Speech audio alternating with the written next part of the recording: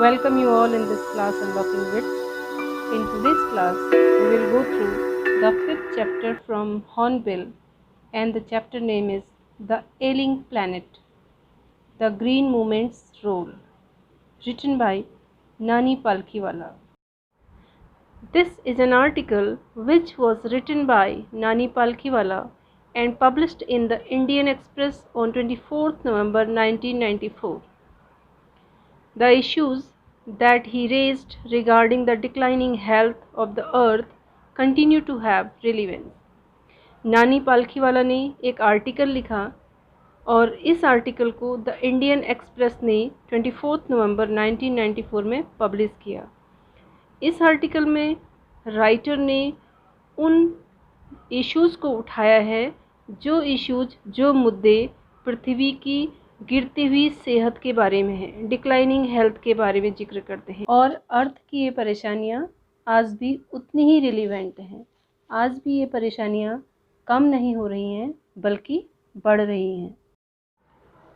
As for the content of the article, it raises prime environmental issues and social issues along with contemporary issues. The article envisions the future as well. Some Latin expressions makes this article special. This article is a great source of trendy vocabulary also. So without delay, let's go through the article. One cannot recall any moment in world history which has gripped the imagination of the entire human race so completely and so rapidly as the green movement which started nearly 25 years ago. Article की शुरुआत होती है green movement के महत्व के साथ और writer हमको बताते हैं कि वर्ल्ड हिस्ट्री में ऐसा कोई मूवमेंट नहीं है, वर्ल्ड हिस्ट्री में ऐसी कोई क्रांति नहीं है जिसकी तुलना हम ग्रीन मूवमेंट से कर सकते हैं, क्योंकि इस ग्रीन मूवमेंट की पकड़ संपूर्ण मानव जाति की कल्पना पर इतना पूर्ण था, इतना तेज़ी से हुआ था कि इसका प्रभाव मानव जाति पर बहुत ज़्यादा पड़ा। और इस ग्रीन मूवमेंट की शुरुआत लगभग 25 years ago हुई थी। In 1972, the world's first nationwide Green Party was founded in New Zealand. 1972 में विश्व की पहली नेशनवाइड ग्रीन पार्टी की स्थापना न्यूजीलैंड में की गई थी। Since then, तब से लेके the movement has not looked back. इस क्रांति ने कभी पीछे मुड़कर नहीं देखा। जब से इसकी स्थापना हुई तब से लेके इस क्रांति में किसी भी प्रकार की कोई भी कमी नहीं आई, यह हमेशा आगे बढ़ते रही। We have shifted one hopes irrevocably from the mechanistic view to a holistic and ecological view of the world. We have shifted one hopes irrevocably. कोई भी व्यक्ति बिना किसी चेंज के, irrevocably मीन्स अनचेंजेबली, बिना किसी चेंज के ये उम्मीद कर सकता है कि हमने शिफ्ट कर लिया है, हमने अपने स्थान बदल दिए हैं। We have shifted from the mechanistic view. अब हमने क्या कर लिया है, अपना जो मैकेनिस्टिक व्यू है, अपना यांत्रिक दृष्टिकोण है, किसी चीज़ को देखने का हमारा जो मशीनी नज़रिया है, यांत्रिक दृष्टिकोण है, उसको हमने बदल दिया है। और उस मैकेनिस्टिक व्यू को बदल कर हमने एक holistic and ecological view of the world, पूरे संसार को एक होलिस्टिक और इकोलॉजिकल व्यू के नज़रिए से हम लोग देखने लगे हैं। एक ऐसा इकोलॉजिकल व्यू जिसमें सभी चीज़ों की उपयोगिता होती है और सभी चीज़ों की ज़रूरत होती है और हर चीज़ की देखरेख किए जाने की आवश्यकता को समझा जाता है। तो इस कॉन्सेप्ट को कहा जाता है अ होलिस्टिक एंड इकोलॉजिकल व्यू। तो हमने क्या कर दिया है, हमने शिफ्ट कर दिया है। We have shifted from the mechanistic view to a holistic and ecological view of the world. It is a shift in human perceptions as revolutionary as that introduced by Copernicus, who taught mankind in the 16th century that the earth and the other planets revolved around the sun. और ये जो shift है ये मानव perception में, human perceptions में, मनुष्य की awareness में, मनुष्य के प्रत्यक्ष ज्ञान में यह शिफ्ट उतना ही क्रांतिकारी है, उतना ही रिवॉल्यूशनरी है जितना रिवॉल्यूशनरी कॉपरनिकस का इंट्रोडक्शन था। जब कॉपरनिकस जो वैज्ञानिक थे उन्होंने इंट्रोड्यूस किया, उन्होंने अपना एक कॉन्सेप्ट बताया जिसमें उन्होंने लोगों को ये बताया 16th सेंचुरी में कि अर्थ और जो अदर प्लैनेट्स हैं वो सन के अराउंड घूमते हैं। कोपरनिकस ने अपने सिद्धांत में बताया कि अर्थ और जो बाकी प्लैनेट्स हैं वो सन के अराउंड घूमते हैं। इससे पहले की जो थ्योरी थी वो ये थी कि अर्थ जो है वो सारे ब्रह्मांड का सेंटर है, earth is the centre of the universe. लेकिन कोपरनिकस ने इस सिद्धांत को ठुकराया, इस सिद्धांत को गलत ठहराया और बोला कि earth is not the centre of the universe. और इसकी वजह से कई बार उनको विरोध का सामना करना पड़ा और कई बार इसके खिलाफ कई सारे अभियान चलाए गए और इस सिद्धांत को गलत समझा गया। और ये सिद्धांत बहुत ज़्यादा रिवॉल्यूशनरी था। इस सिद्धांत के आने के बाद अर्थ को देखने का लोगों का नज़रिया बदल गया। For the first time in human history में पहली बार there is a growing world wide consciousness, पूरे विश्व भर में एक कॉन्शियसनेस आई, एक चेतना आई that the earth itself is a living organism, कि अर्थ जो है, ये पृथ्वी जो है, ये स्वयं में लिविंग ऑर्गेनिज्म है। इसको देखने का नज़रिया लोगों का बदल गया, वर्ल्ड वाइड कॉन्शियसनेस छा गई। An enormous being of which we are parts, enormous meaning earth का बहुत बड़ा आकार है, अर्थ एक लिविंग ऑर्गेनिज्म है और एक इनॉर्मस बीइंग है। इस इनॉर्मस बीइंग के हम लोग पार्ट हैं, हम भी इसके हिस्से हैं। It has its own metabolic needs, और इसकी खुद की मेटाबॉलिक नीड्स हैं, इसकी अपनी कुछ चयापचय संबंधी आवश्यकताएं हैं, मेटाबॉलिक नीड्स हैं। एंड वाइटल प्रोसेसेज, और कुछ इसके वाइटल प्रोसेसेज हैं, कुछ ऐसी क्रियाएं हैं जो बहुत इंपॉर्टेंट हैं, वाइटल हैं, which needs to be respected and preserved, जिन वाइटल प्रोसेसेस को रेस्पेक्ट किए जाने की ज़रूरत है और उनको सुरक्षित रखे जाने की ज़रूरत है। The earth's vital science reveal a patient in declining health, earth के वाइटल साइंस ये संकेत करते हैं कि अर्थ जो है वो एक पेशेंट की तरह बन गई है और इसके स्वास्थ्य में निरंतर गिरावट आ रही है, इसकी डिक्लाइनिंग हेल्थ हो रही है। और जब अर्थ ने अपने ये वाइटल साइंस रिवील करना शुरू किया है तो we have begun to realise our ethical obligations, तो हमने भी अपनी नैतिक जिम्मेदारियों को महसूस करना शुरू कर दिया है। और हमारी नैतिक जिम्मेदारियाँ क्या हैं? To be good steward of the planet, कि हम इस प्लैनेट के अच्छे रक्षक बने, हम इस प्लैनेट की सुरक्षा करें। And responsible trustees of the legacy to the future generation, और हमारी जो फ्यूचर जनरेशन है, हमारी भावी पीढ़ी है, उसकी पैतृक संपत्ति के हम एक जिम्मेदार प्रबंधक भी बने। हम अपनी फ्यूचर जनरेशन की जो लेगेसी है उसको संभाल के सहेज के रखें। ये महसूस करना, इस जिम्मेदारी को महसूस करना हमने शुरू कर दिया है। The concept of sustainable development was popularized in 1987 by the World Commission on Environment and Development. World commission जो एनवायरनमेंट एंड डेवलपमेंट, पर्यावरण और विकास के लिए बनाई गई थी, उस वर्ल्ड कमीशन के द्वारा एक कॉन्सेप्ट को पॉपुलर किया गया, जिस कॉन्सेप्ट का नाम था सस्टेनेबल डेवलपमेंट।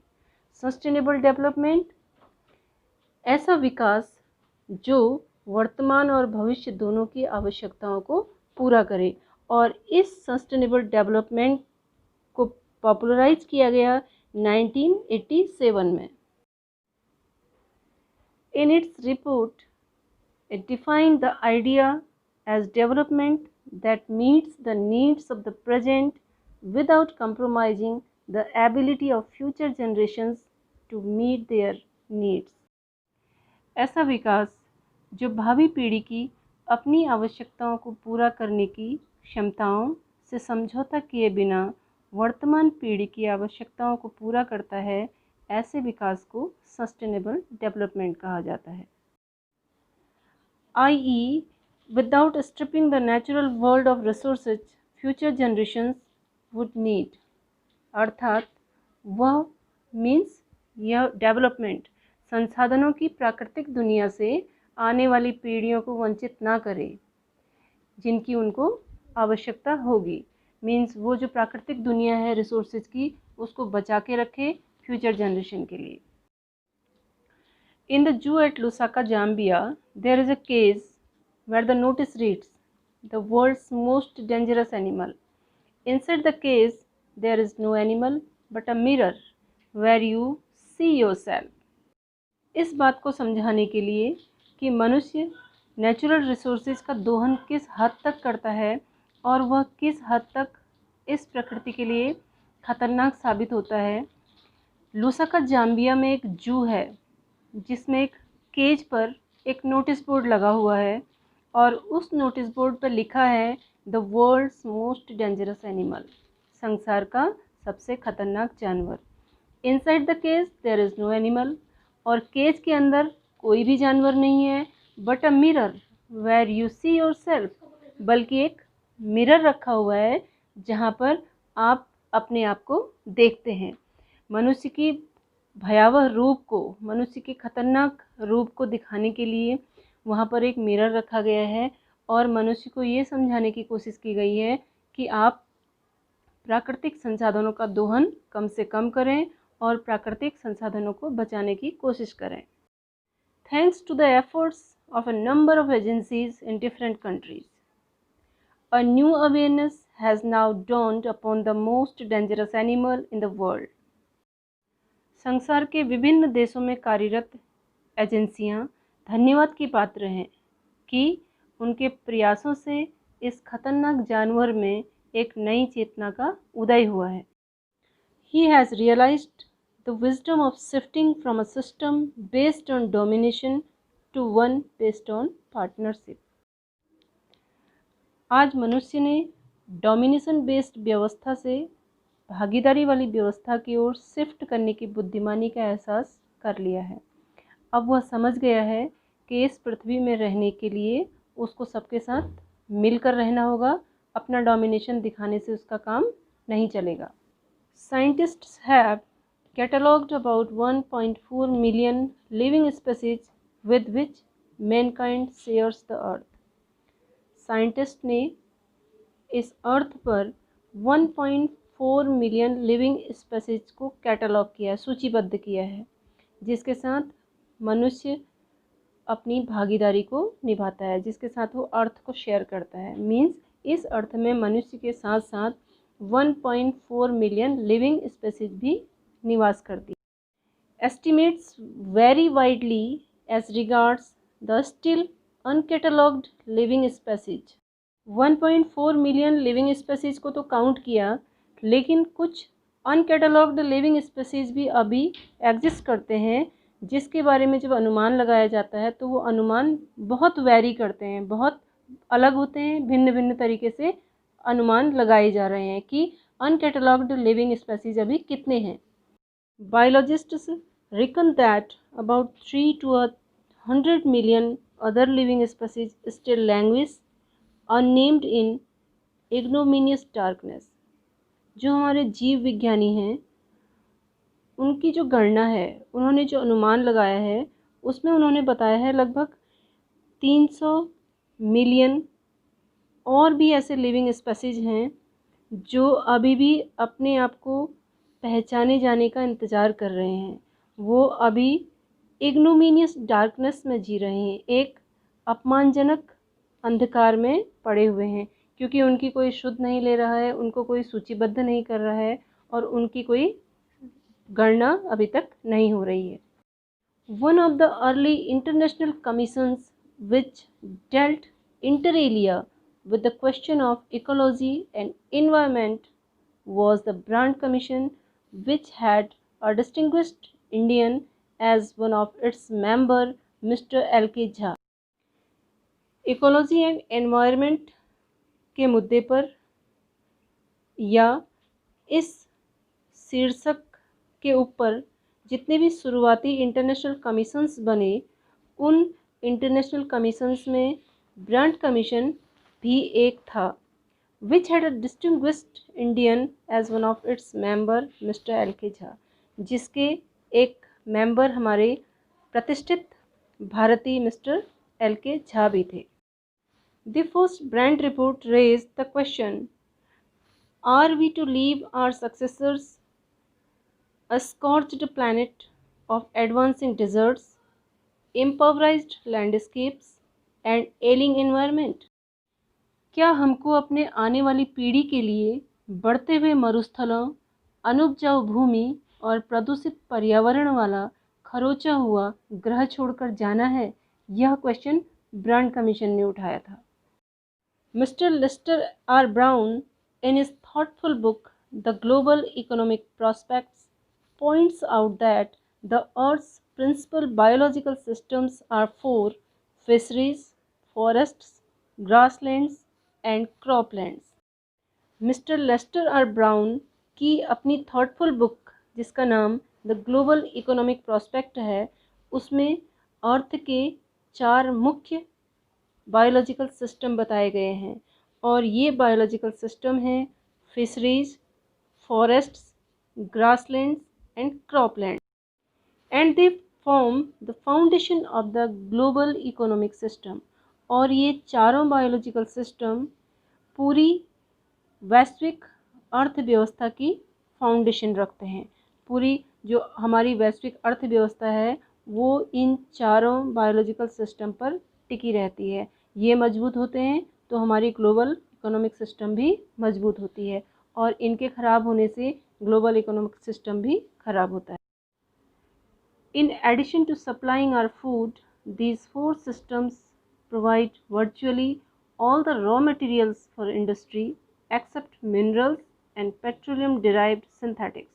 ये चारों बायोलॉजिकल सिस्टम हमें भोजन देने के अतिरिक्त हमारी इंडस्ट्रीज़ के लिए मिनरल्स और पेट्रोलियम डिराइव्ड सिंथेटिक्स के अलावा जितना भी रॉ मटेरियल की ज़रूरत होती है वो सारा रॉ मटेरियल प्रदान करते हैं। इंडस्ट्री के लिए जितना कच्चा माल चाहिए होता है उस सारे कच्चे माल की पूर्ति ये चारों बायोलॉजिकल सिस्टम करते हैं। In large areas of the world human claims on these systems are reaching an unsustainable level, a point where their productivity is being impaired।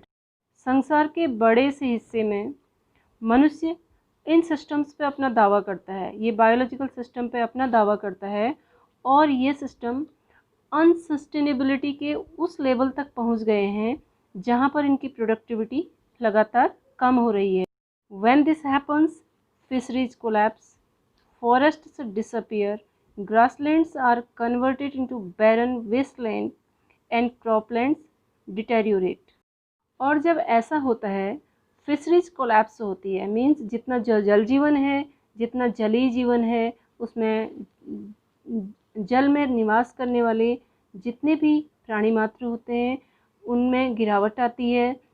Forests disappear और जंगल धीरे धीरे गायब होने लगते हैं। Grasslands are converted into baron wastelands और जितने घास के मैदान हैं वो सारे बंजर भूमि में तब्दील होने लगते हैं।